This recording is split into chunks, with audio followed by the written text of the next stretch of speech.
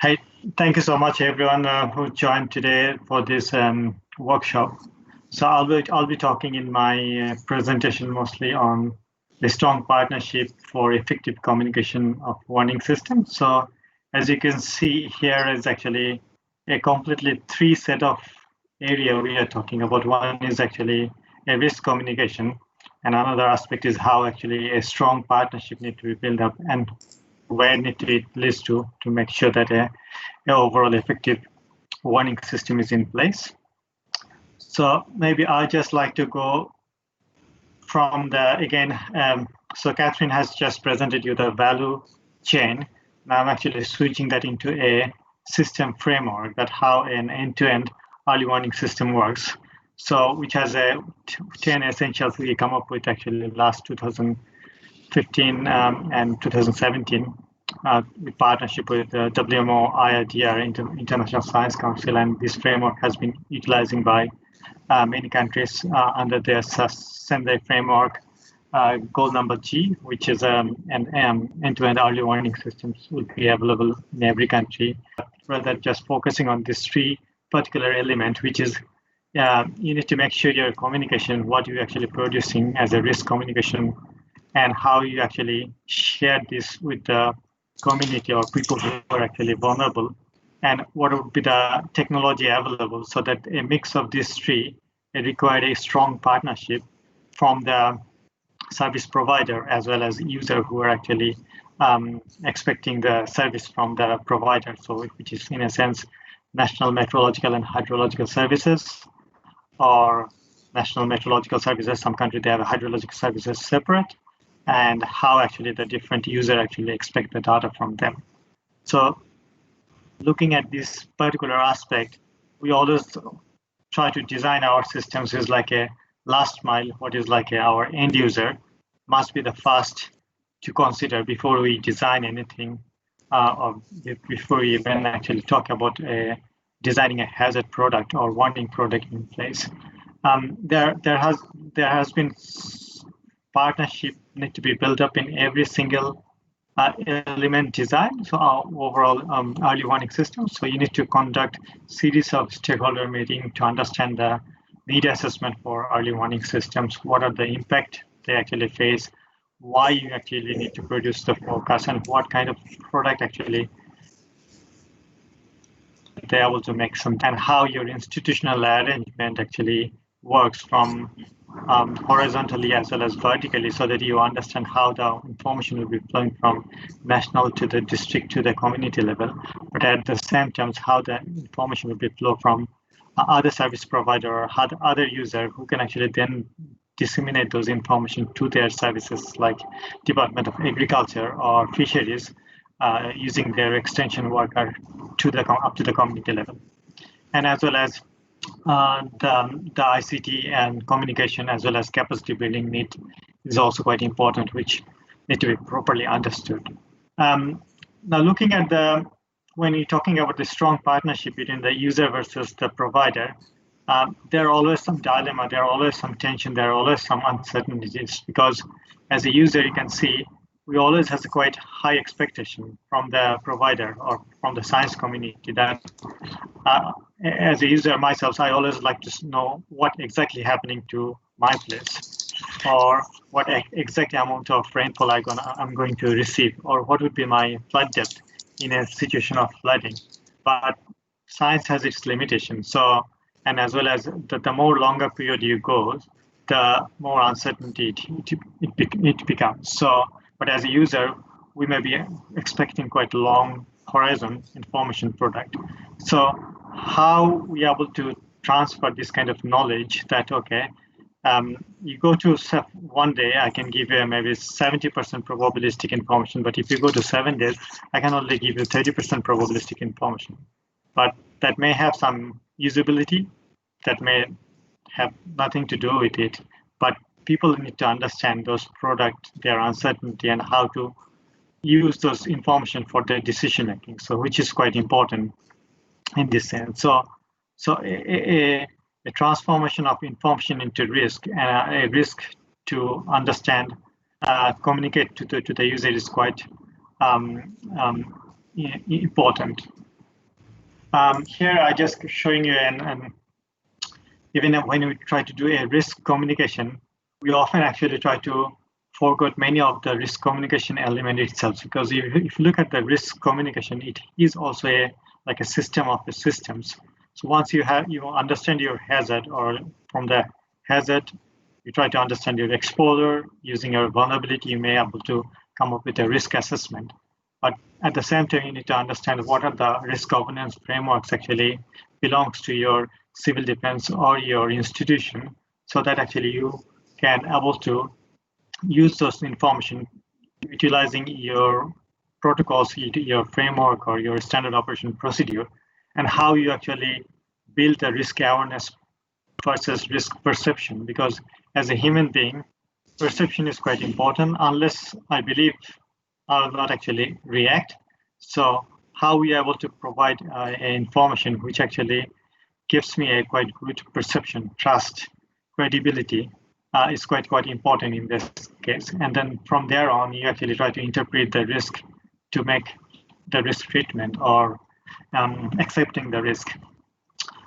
Last year, we actually did a study in a small community in New Zealand, where we tried to understand actually how people's risk communication works. And we saw that, I mean, even though we, as a developed country, we have quite good hazard information, risk information, but our risk governance, our risk perception is quite highly vulnerable, as well as our trust and credibility is quite highly vulnerable. So that unless we actually work on those kind of elements, the overall system may not actually functional or may not work when you provide any such kind of information. So in this case, a partnership and collaboration and understanding each other is quite important. So in this case, we come up with a sort of framework that you have, and at the same time, you need to have a technology in place, because if you don't have a technology, often you saw that when you provide a warning, it fails because it doesn't because the SMS was not working. There was no cell phone tower. There was no rapid alert notification system in place. So how you make sure that our technology is actually in place at the first line, and then from there on, how we are able to develop a community partnership, collective efficacy, empowerment, as well as trust within the community or within the user community. And from there on, actually, we try to impose that how this your risk framework or risk communication framework actually fit in as a partnership with the community to better understand and better utilize those information in their decision-making process. I just give you a couple of examples that, I mean, I'm in this business more than 18 years. I'm actually working on designing multi-hazard early warning system or end-to-end early warning system. So this is back in almost a decade back, actually, when we started a 10 days probabilistic flood forecasting systems. And you can see that the main institution was like the farmline, which is like a Bangladesh. This is an example from Bangladesh. So Bangladesh Meteorological Department, the Flood Forecasting Warning Center, the Disaster Management Authority, Department of Agriculture, and then the end user. But when they align with each other, because of they are all actually the same autonomous ministry, they even doesn't talk each other, because they believe that we are a 100 years old institution. Why should we need to talk to other institutions? So we try to put some catalysts, so some of those other institution backend, so that actually we work together to make sure that the value chain, to understand actually why is engagement is necessary, to understand the forecast, or the provider need to understand what is their expectation, and based on the expectation, they're able to provide those kinds of services. A similar example we try to set up in Indonesia, and if you look at in Indonesia and Philippines, they are the most highest rice produce country within South Asia. And one of the reasons is that the farmers are able to understand actually what are the climate variability for them, and how actually they can able to make a decision based on the climate forecast that has been provided. And similarly, in there, we try to utilize the BMKG, which is their meteorological department, but also some university, IPP, as well as then the district agriculture office, as well as director of plant protection. So how actually from national to the community level, using some academics as well as private entity, the whole system could be built up proper institutional infrastructure so that the product actually able to purely interpret, translate, and able to actually receive to the community. And similar example here in Philippines, we did like how the Pagas actually able to interpret those forecasts based on the demand by the user, and based on and then actually they're able to translate those information using some academics or other institution, and then they translate those kind of information to the public, which is like impact-based forecast to the public. Because often those time there was no such kind of expertise within the med services who can actually work on as an economist or social scientist, because they're all more hardcore scientists, and using a social scientist and economist and other sectoral expert, they're able to understand each other need, and then they're able to produce those kind of information for them. So one of the another engagement criteria that we set up in many countries, you may be heard about the Monsoon Forum or Climate Forum or Drought Working Group in some of the Pacific Islands. So where actually they try to sit together twice in a year, before the season and after the season. So before the season, they try to, the provider as like a National Meteorological and Hydrological Services, they try to share that what the season looked like and how actually they can actually prepare and what kind of product they offer to the user. But at the same time, the user able to tell them that what kind of information they need, what are the lead time requirement, and how actually they want to receive those information. And then after the season, you actually again sit down, try to get a feedback or after action review to understand actually you provided the information, whether that was a garbage or that was a useful or not useful, or if that is a useful, how actually you use those information for your decision making, so that we can better enhance our forecasting capabilities for the next year to provide you a more accurate or more fine-tuned product for your use. So that's how an engagement criteria works quite strongly. And I think in that perspective, the topics is quite important, that without a strong stakeholder engagement, as well as a risk communication framework, you will not be able to make sure that an warning actually effective or a warning has been understood and applied at the community level. And then that's where a strong collaboration and partnership is essential, using a proper risk communication.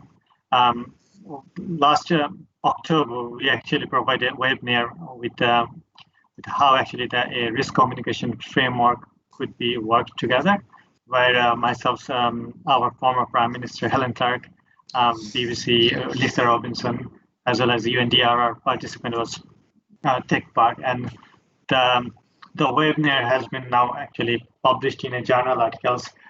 Feel free to access the journal. It's a quite short one, but an invited paper which will be published, and I think that would be quite useful if people were working in this area, and that why a risk communication framework is important and how the risk communication, what are the policy guidance could be useful for an institution to better utilize for risk communication in the disaster risk reduction as well as early warning systems. With this, I'd like to end my talk, but feel free to ask me any question.